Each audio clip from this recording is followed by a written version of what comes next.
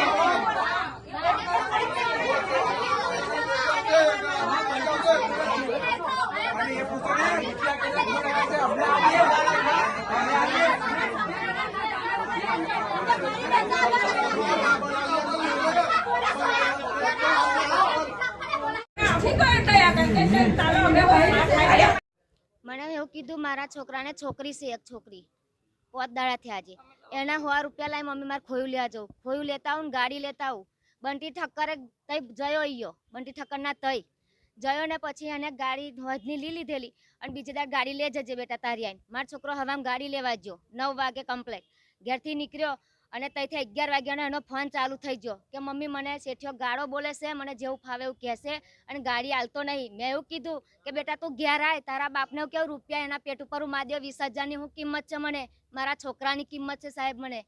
પણ મારો છોકરો ઘેર આવી શક્યો નહીં અને ગાળો જેવી ફાવે એવી ગાળો બોલે. અમે કદાચ હજુ ટપલી નહીં હડાડી, મારા 2 છોકરા છે પણ મેં એના બાપે નહીં માર્યું કે એના ભાઈએ નહીં માર્યું. આજ એને બંટી ઠક્કરે મારા છોકરાને ગાળ બોલ્યો છે ને, એક કારણથી આત્મા કરી મારા છોકરાએ, આત્મહત્યા કરી મારા છોકરા. એટલે બંટી ઠક્કરનો મારા કેસ, મારા છોકરાનો ન્યાય જોવે મારે, બીજું કશું જ ના જોવે. મારો ન્યાય જોવે, મારો છોકરો પણ જોવે મારે.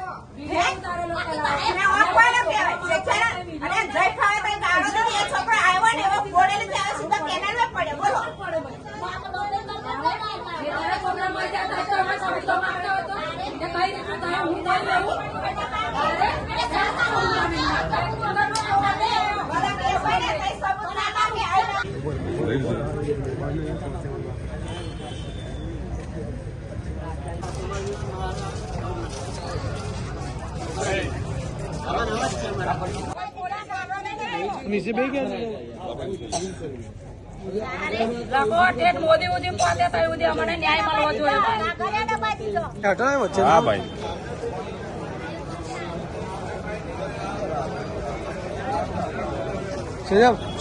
ક્રોસમાં લઈ લે.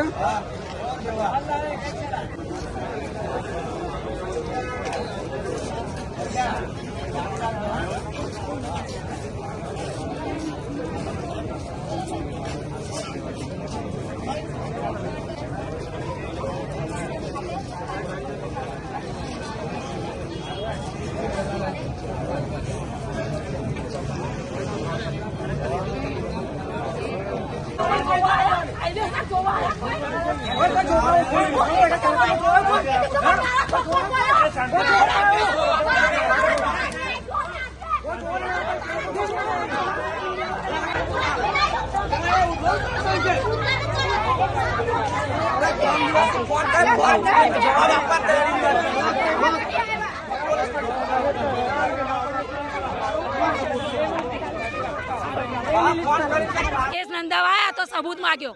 અમે આજે સબૂત લઈને આવ્યા છે. કાયદેસર કરો અને અમને અમારા છોકરાને ન્યાય અપાવો. 3 દિવસ, આજે 3જો દિવસ થયો, કોઈ ખાખી વર્દી કોઈ આયા નહીં, કોઈ સાહેબો. 3 દિવસથી અમે ક્યાલા નહીં રખડ્યા છે.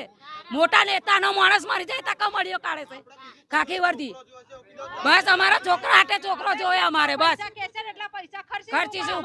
જેવા આ શેઠિયાએ ખર્ચા બોડેલી વાળા એવા અમે પૈસા ખર્ચવા તૈયાર છે. અમારા છોકરાને ન્યાય જોવે, અમારો છોકરો જોવે. અમારો છોકરો નોકરી આવ્યો તો આગલે દિવસ ગાડી બાઇક માગી કે અમારે લગ્નમાં જવાનું. બાઇક 2-3 દિવસ પહેલા મજૂરી જ કરતો હતો 5 મહિનાથી. 2-3 દિવસ પહેલા એની ગાડી કંઈક મોકલી છે અને પડેકો ખાલી કરવા પલટી મારી. એનો 20 કે 40,000 રૂપિયા ખર્ચો થયો. એને પટાઈને આગલે દિવસ બાઇક મંગાવી લીધી. બાઇક મૂકાઈ દીધી. મારા છોકરા લગ્નમાં જવાનું, બાઇક આપતા રહી એમ કરીને બાઇક મુકાઈ દીધી. બીજા દિવસ છોકરો નોકરી જો થાય, આથી તારે નોકરી નહીં આવતા કે પણ મારી બાઇક તારી નહીં મળે. જે દિવસ મારા પૈસા આલે તે દિવસ તારી બાઇક મળશે એમ કરીને ગાળો બોલ્યો સીટ્યો. તૈતીનો મા બનો મને ગાળો બોલ્યો. અમારો છોકરો તૈતીનો ઘેર જ નહીં આવ્યો. આયા હવે સીધો કેલાનમાં જ પડ્યો. છોકરો ઘેર નાની છોકરી છે, એના ભાઈને ઘેર ભાઈની વહુને છોકરી થઈ સીઝર કર્યું કાલે 5 દિવસ થયા. ઘેર એ પૈસા લઈને જો કે હું હજુ કોયું લઈને આવું, છોકરો ઘેર નથી આવ્યો.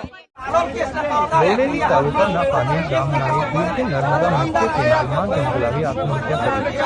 3 દિવસ બાદ હાલોલ નજીકથી મૃતદેહ મળી આવતા પરિવારજનો બોડેલી મૃતદેહને બોડેલી પોલીસ સ્ટેશન પર લઈ આવી મૃતકના શેઠ વિરુદ્ધ ફરિયાદ લેવા હંગામો મચાવ્યો હતો. શું કારણે યુવકને આત્મહત્યા કરી? પાનેજ ગામનો યુવક જયપાલસિંહ બોડેલી ખાતે બંટી ખટકરને ત્યાં નોકરી કરતો હતો. બંટીએ માલસામાનની ડિલિવરી માટે પિકઅપ વાનને લઈને જવા જણાવ્યું. જયપાલ આ પિકઅપ વાન લઈને જતા બોડેલી નજીક પલટી ખાઈ હતી. પિકઅપ વાનને લગભગ 25,000 જેટલું નુકસાન થયું હતું. જે નુકસાનીના વળતર પેટે યુવક પાસે પૈસા માંગતા યુવક ડિપ્રેશનમાં આવી ગયો હતો. પૈસા ના ચૂકવી શકતા બંટીએ તેની પલ્સર બાઇક મુકાવી દીધી હોવાનો બંટીએ તેના પરિવારજનોને જણાવ્યું હતું. બસ આ વાતનું યુવકને લાગી આવતા તેને બોડેલી નજીકથી પસાર થતી નર્મદાની મુખ્ય કેનાલમાં જંપલાવ્યું હતું. બંટી ગુમ થતા પોલીસમાં જાણ કરી હતી, પણ આખરે 3 દિવસ બાદ જયપાલનો મૃતદેહ હાલોલ નજીકથી મળી આવ્યો. પરિવારજનો મૃતદેહને લઈ પોલીસ સ્ટેશન લઈ આવી યુવકના શેઠ બંટી વિરુદ્ધ ફરિયાદ નોંધવામાં આવે તેવી ધૂળ સાથે પોલીસ સ્ટેશન હંગામો મચાવ્યો હતો. પોલીસ દ્વારા સમજાવવામાં આવતા હાલોલ ખાતે મૃતકના શેઠ વિરુદ્ધ પોલીસ ફરિયાદ થતા લગભગ 4 વાગ્યાના અરસામાં મૃતદેહને પરિવારજનો લઈ ગયા હતા.